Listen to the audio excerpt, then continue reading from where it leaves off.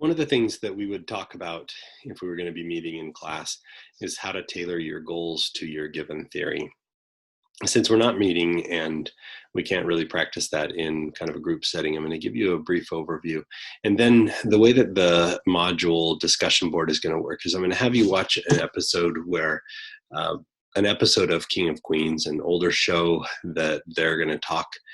Three people are going to talk to a therapist about their childhood.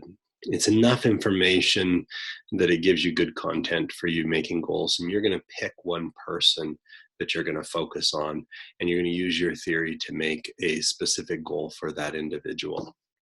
Now, I'll give you some more parameters for that in the next slide. Right now, I want to cover how do you tailor goals to the situation that you're focusing on. And so the specific theory should orient your goals. If you're working from a structural standpoint, what you want to do is you want to create a goal that has some impact on the structure.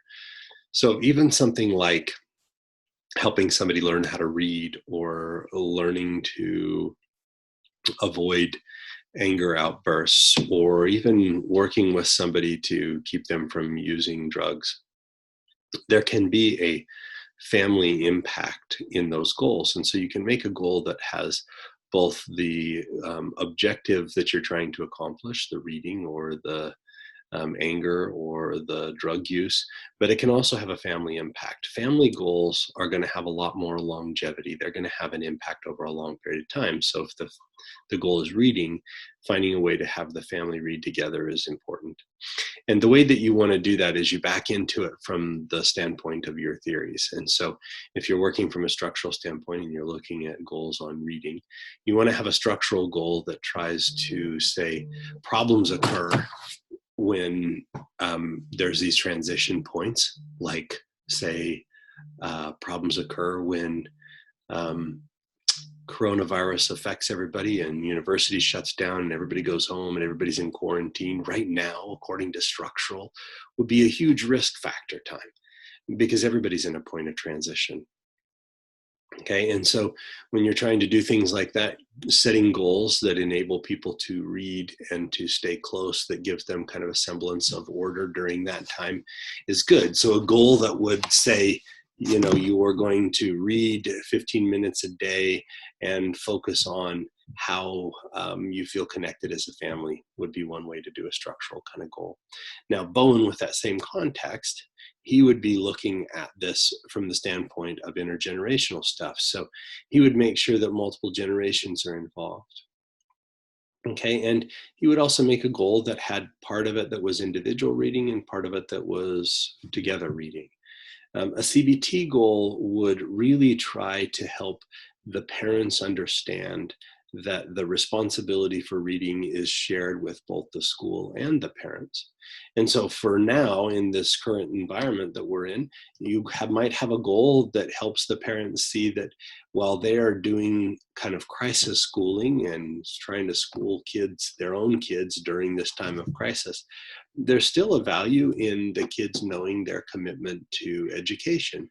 And so I haven't seen this or even heard of anybody doing this, but how powerful could it be for a teacher to send a message to the parents to say, I understand this is a complicated and difficult time. I appreciate the impact that you're having on your children. I just want to encourage you to be strong and continue to recognize the importance of what you're doing to further your kids' education. And so having a goal to kind of set up the parents so they are empowered to feel the importance of what they're doing. And along the same lines with attachment, where you're creating a goal that specifically strengthens the relationship between their primary caregiver and the child that you're working with. And so every kind of circumstance that you can have, you can tailor your goal towards the theory based on what the theory focuses on. Now, you will have gotten a lot more information because during joining, you would have gotten information based on your theory. During engagement and during kind of problem definition and asking questions, you're going to have asked a whole bunch of questions that give you the context from your theory's perspective. Because during the normal role plays, we would be doing this in a prolonged time frame where you would be where you would be practicing all of the joining and all of the build up and exploring the problem and so forth. You'd have the context. It's hard to give a short context and give you the scenario in enough depth that you can write a good goal based on your theory. And so what we're going to have you do is watch an episode. It's about 20 minutes long. It's humorous. It's not intense. Shouldn't trigger you.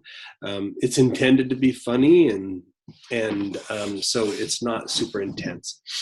But it is context of a family having problems and trying to figure out what the solution to those problems are.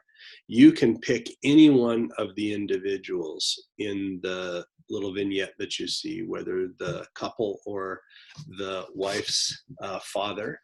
You can pick any of the three of them and write a goal for them. Now, if you're a teacher, you want to write these goals as if this is a family you're working with and you're trying to help them deal with a given problem for their kiddo. You can define what that problem is.